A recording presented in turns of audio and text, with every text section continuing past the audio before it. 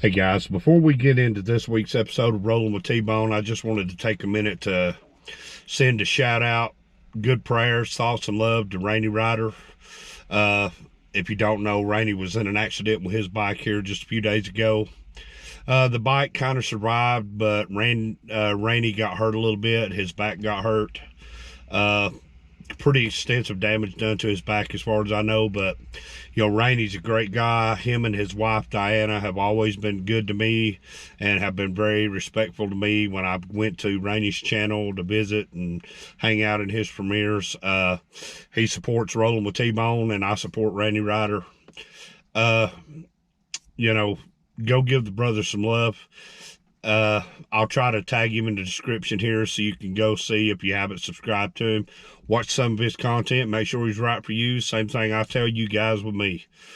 Make sure he's right with you, and then consider giving Rainy a like and a subscribe, because he's a great guy. His wife Diana is a great person. He's just an extended Rolling with T-Bone, Shade Tree Army, Rainy Rider family. So go give Rainy some love. Tell him T-Bone sent you. Now let's get on with this week's episode of Rolling with T-Bone. Thanks, guys. So the recycled hooligan brought up a good point, and there was a lot of validity in what he's saying. So let's dive into it.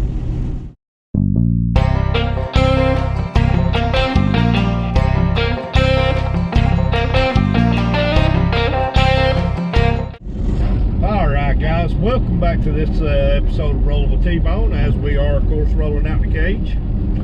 If you're new here, welcome in. My name's T-Bone. I shoot motorcycle related content, and as you can see, any kind of content really. This does fall under the any kind of content really, I always say in my videos. If you are new here and you haven't subscribed, I invite you to watch this episode and go check out a few of my other episodes. And if you think I'm right for you, maybe consider giving us a like and a subscribe. If you're old here, welcome back. You know what's going on, and I want to give a special welcome to all my new subscribers. So if you've not subscribed to the Recycled Hooligans channel, my suggestion would be to do that. But he brought up a pretty good valid point, and we talked there a little bit, and he said he would like to know my opinion of it and what what my thoughts are on it. And that being, is the motorcycle industry, whether it be sales of new motorcycles, parts, etc., are they trying to push us older riders out of the motorcycle scene? So he brought up some very valid points in his series, and I think he did 3 episodes on that. So yeah, go over and check him out. I will tag him in the video. Recycled Hooligan, he brings up some good points, and he does a lot of good content. He brings up some good points, valid points. If you're in the motorcycle world, you know, I never thought that I would live to see a time where you would get to the couldn'ts, meaning you couldn't. I never thought we'd get to a point where you couldn't just walk up in someone's yard and, you know, buy an old Honda motorcycle that had been propped up against a tree for 50 or 100 bucks, and if you had a little bit of knowledge about how to work on things, you could get it going for 50 or 60 bucks.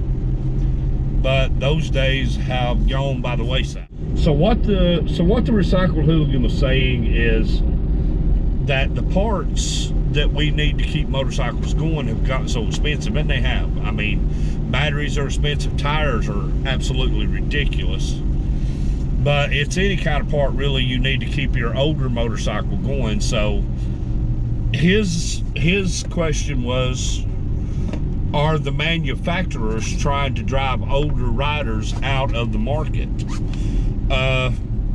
You know, when you would hope that that's not the case, but then as I started listening to what he was saying, and I don't know why, but it popped into my mind immediately when he said it, because I commented on the first video.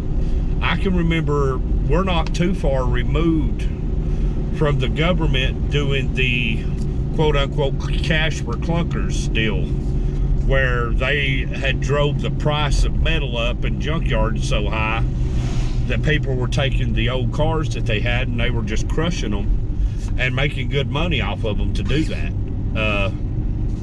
So it's not so far out of the realm of possibility that, you know, they could be doing this that way, because, and like he said, he made a very valid point when he said there's no longer mechanics, it's technicians. And that's very true. I tell you, you know, it kind of goes along with, and all this kind of ties back into, are we killing the motorcycle culture, or, you know, gatekeeping, you know, does it tie into it? Sure, it ties into it to some extent, because, you know, they're trying to fix it to where we can't work on our own motorcycles anymore. And you can't. If you own anything newer than, I'll say a 2015, I'll just start from there. If you don't have some kind of computer to plug up to it, whether it be a car or a motorcycle, then you're not going to know which sensor's blown. And, you know,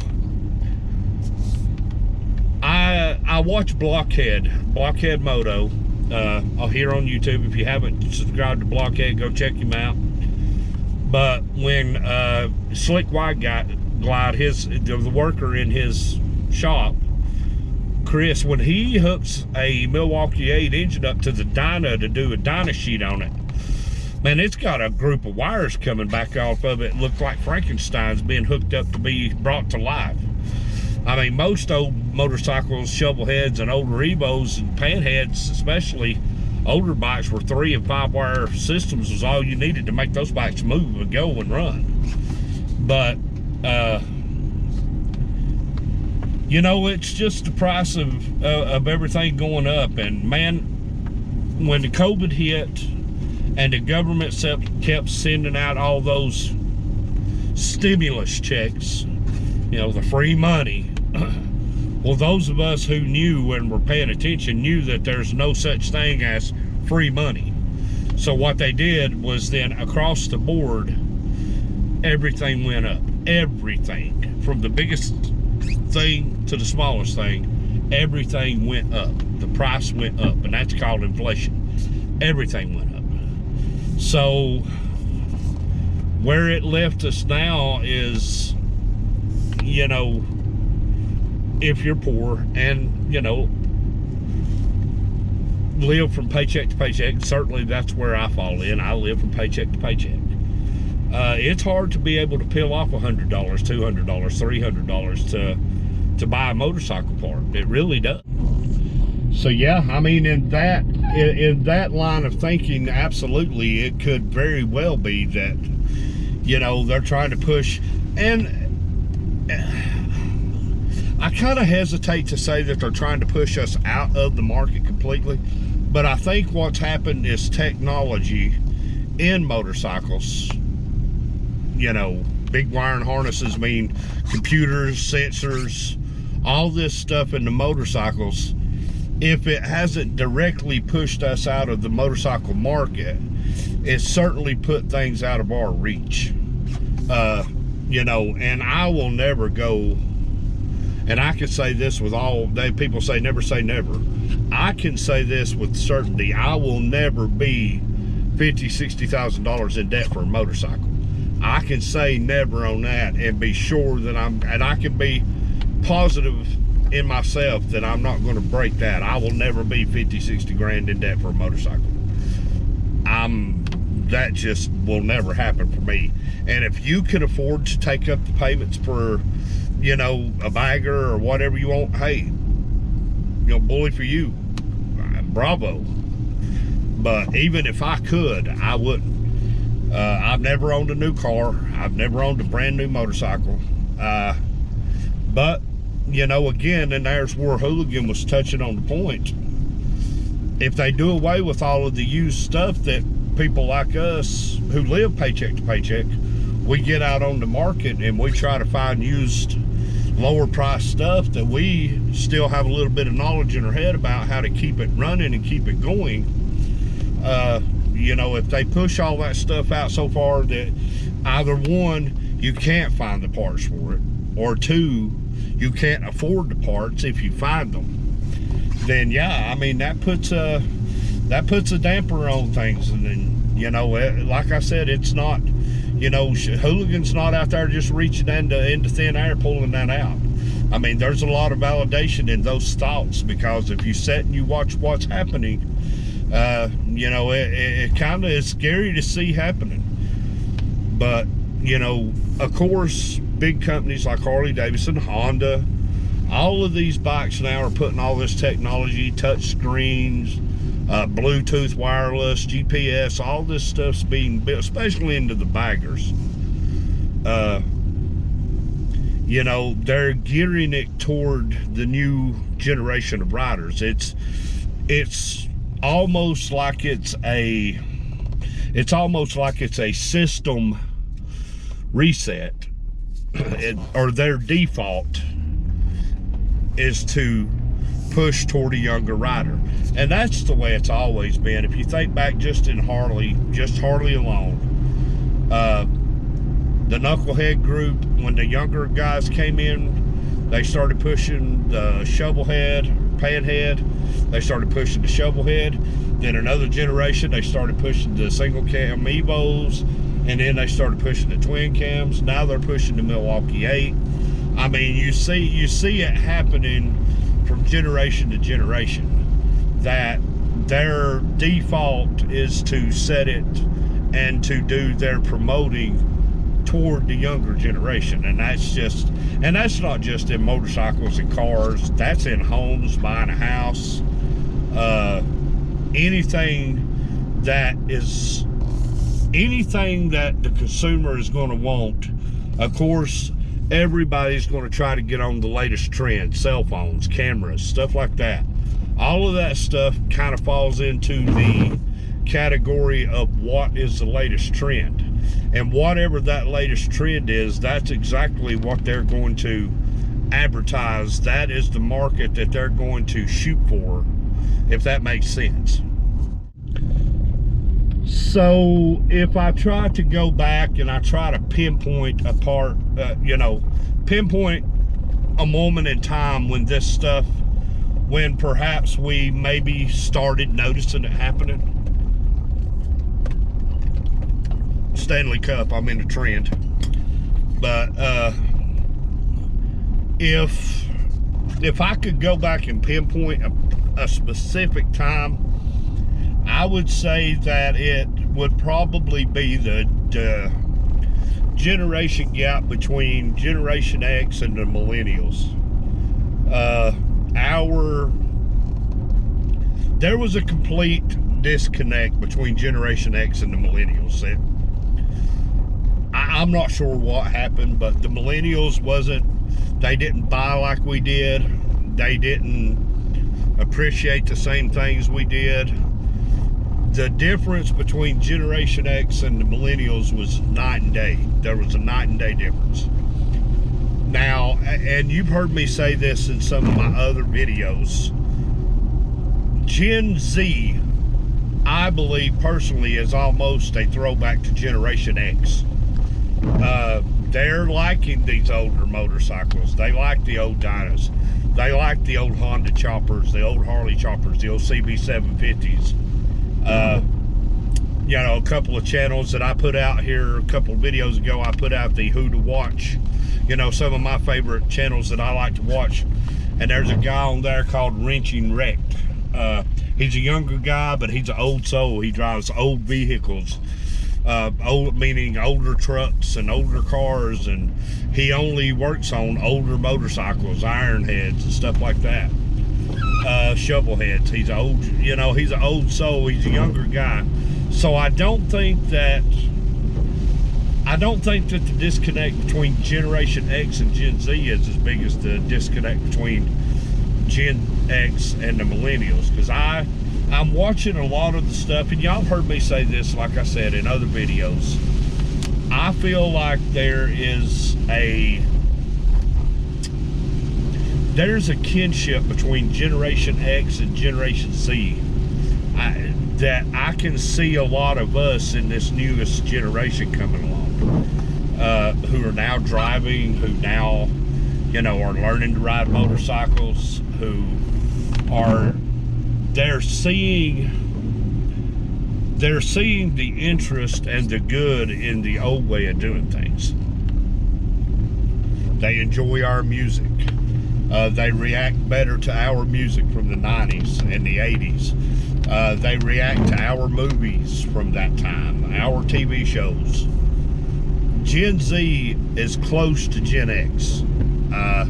And I know I say a lot about Generation Z. I really do think Generation Z is a throwback to Generation X. I really do. I believe that in my heart. I'm not just saying that just to be saying it. I believe that they are as close to Gen X, and not without being Generation X. I believe Generation Z is as close to Gen X, like that close. Because I tell you, the disconnect between Generation X and the millennials is huge. That's like two totally different species from different planets. Generation X just did not connect with the millennial generation at all. And I'm not saying, I'm not sitting here and I'm not throwing off on all the millennials, and I'm not, giving all of Generation X credit for everything. But what I'm saying, I'm sorry if y'all are hearing my windshield wipers, but it is still raining at 64 degrees, which is raining. But not all the millennials are that way. I've got friends who are younger than me that are millennial, and they're a lot like I am. But by and large, the millennials went about doing things totally different than we did. So, good, bad, indifferent, they did it. But I think Hooligan's points were very valid, because it does seem like they're trying to do away with the older way of doing things, older motorcycles, older vehicles. No more mechanics, no more, and now everyone is a technician. It's kind of like with the millennials. When the millennials were in school, all these teachers were telling them the future is going to be computers. So all these millennials went into technology, and then they all graduated college, and there's no jobs for them. And the same thing is happening to Gen Z now, because Gen Z is graduating, and they're like, well, we're flipping hamburgers. We went to college and got that degree that we were told we needed to get into the business world, and there's no jobs for us. So, I think that the old way of doing things, they're trying to do away with it, and they're going to succeed. I mean, let's just be honest. When the last of Generation X are dead and gone, and first birth millennials, the early birth millennials, when we're all dead and gone, the new world is all that'll be left, and that'll be Gen Z and who comes after Generation Z. And people say, well, how can you say that? Well, I can say it very easily, because it's happened in every generation. The generation in the 50s and the 60s did things different than the 30s and the 40s. All right, the generation in the 70s and the 80s did things different than the 50s and the 60s. Generation X, we did things totally different than what everybody. We were so far removed from the baby boomers. We were like night and day, kind of like Gen X and the millennials. Gen X and the baby boomers did not click whatsoever. But like I said, guys, I'm not trying to throw shade on anybody or any generation. I just thought that Hooligan made some real good points, and they're valid. I mean, you can see it happening. It's not like he's just reaching out in thin air pulling this stuff in. You can see it happening. You can see prices going up on parts. You can see parts that are impossible to get. Everything's having to be shipped in here from China now. Even a set of points for an old motorcycle, just the points and the condenser, you basically have to order it off of eBay or Amazon and get it shipped to you from China, because it's just not available in our country anymore. So, it happens. The old way dies out and the new way comes in, and then it inherently happens in every generation, where at some point like Gen X, we've reached that age where we look back at the way the baby boomers did things, and I've caught myself saying many times, maybe them old timers before the baby boomers were right. My grandfather, your granddad, the older guys that were born in the early 1900s, like 1919, 1918, 1910. Maybe the way they were doing things was really not that bad, because maybe they understood something maybe that we didn't. So there it is, guys. I just wanted to jump on here and put this together. I'm not done with my era, generational era series on motorcycles. Thank you for making the Golden Era video a success. I'm still getting a lot of views on the Gatekeeper video. Thank you for that. And if you're here because of those two videos, or if you're just now finding me and I'm sitting in a truck and I shoot motorcycle content, but it's winter time, I live in the mountains, I just have to take what I can do. But I'll tell you what, guys, I think I'm going to drop that off here. I think this is where I'm going to end this video.